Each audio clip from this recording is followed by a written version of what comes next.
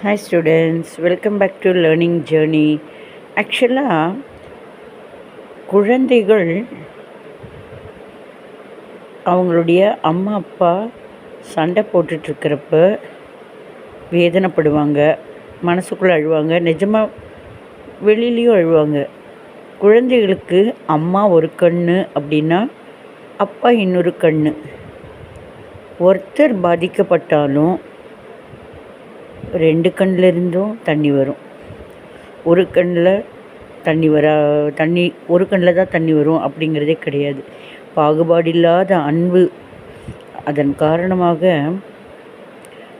அன்பு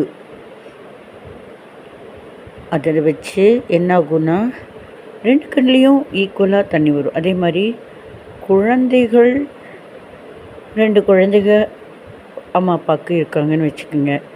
அவங்க சண்டை போட்டாங்க, பெருசான பிறகு சண்டை போட்டாங்க, ஒருத்தருக்கு ஒருத்தர்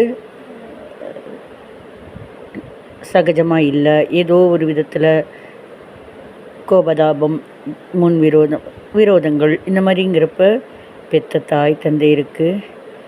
ரெண்டு குழந்தைகளும், ஒரு குழந்தை ஒரு கண்ணுன்னா இன்னொரு குழந்தை இன்னொரு கண்ணு.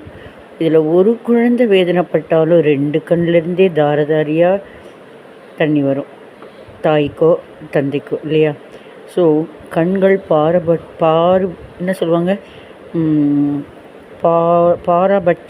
பாரபட்சம் கண்கள் பார்க்குறதில்ல. ஏன்னா மனசில் ஈக்குவாலிட்டி இருக்கிறத கண்ணீர் மூலம் தெரிவிக்கிற ஒரு அமைப்பு. ஸோ பெற்றோர்கள் குழந்தைகளை வேதனைப்படுத்தாமல் இருந்தாலும், குழந்தைகள் பெற்றோரை வேதனைப்படுத்தாமல் இருந்தாலும் நிம்மதியான வாழ்வு கிடைக்கும். ட்ரை பண்ணுங்கள்.